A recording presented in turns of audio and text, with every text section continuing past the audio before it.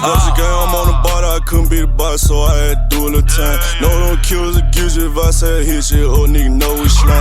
Mad the shit out before we go on the trip, we gon' spend it on block, we ain't doing no ad. Folk on the roof, we got cut in the cuff, free on heroes on murder, they doing their time. John in the water, we swim piranhas, and killer be kissing shot to spine. We do no leg run out with that package, you want the shit, baby. Yes, sir. What's going on? It's your boy Quizzy the Great, and this is the Eagles Playbook Podcast. And hey, man, today has been a wild day for the NFL. But hey, first off, before we even start the video, man, if you're a new subscriber, I appreciate you for subscribing to my channel. I recently got a few new subs over the weekend. Hey, man, I appreciate the people who commented on my short videos.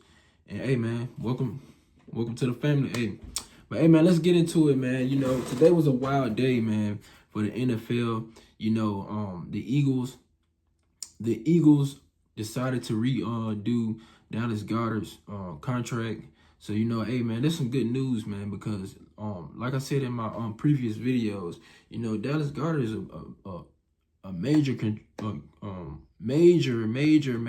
key to our offense, and especially our run offense, man. You know, like without him, you know, we could have easily lost a lot of games last year, because, you know, think about it, the Saints game, you know, he stepped up big for us when A.J. Brown and Devontae Smith got hurt in that game as well, man. So I'm just happy to see that that they are in the conversations of making a new deal for Dallas Goedert, man, because, you know, Dallas Goedert is definitely a top 5 tight end when healthy.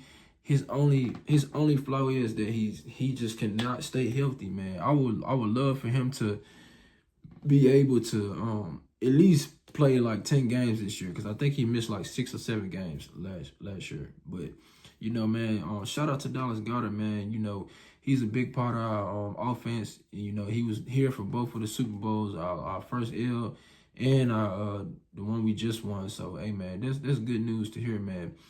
And, you know, moving on, now that we talked about that, man, let's talk about the elephant in the room, man. Let's talk about this division getting better, man. I ain't gonna lie. Shout out to the Cowboys, man. You know, they made some big boy moves today. You know, they was able to make a trade with the Pittsburgh Steelers. You know, giving the Pittsburgh Steelers a 3rd round. I mean, what did they get? Yeah, I think they gave them a 3rd round pick and a 5th round pick for 2026 6th round pick and George Pickens, man. So hey, I ain't gonna lie, the Cowboys have gotten better, man. I'm not gonna be delusional or hate on them. This definitely was a good move, you know, by Jerry Jones, by going to get Dak Prescott a weapon. Now, with that being said, there's no excuses for Dak Prescott.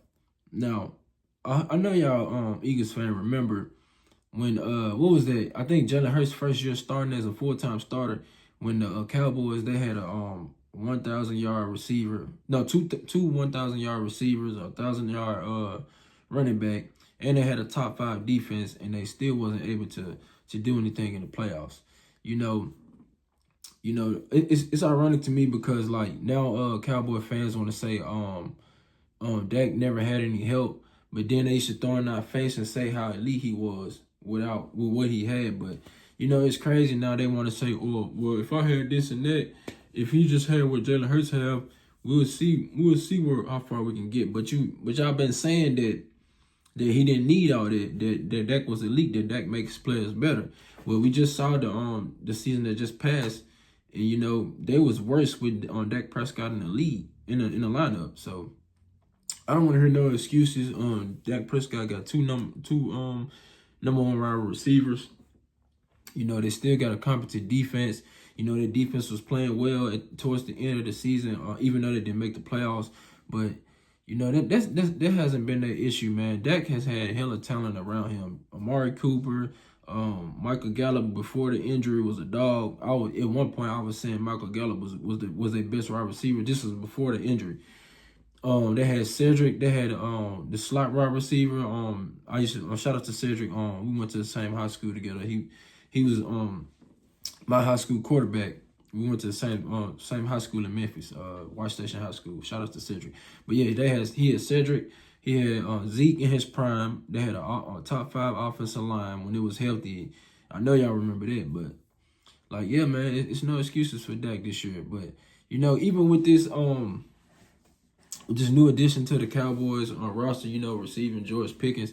They definitely got a great wide receiver duo, man. That's gonna open up a lot of room for and a lot of opportunity for CeeDee Lamb as well. But there is no excuses if they can't make it to the NFC Championship this year, bro. It's a crime shame, bro. Y'all need to move on from that. But yeah, there's here and there.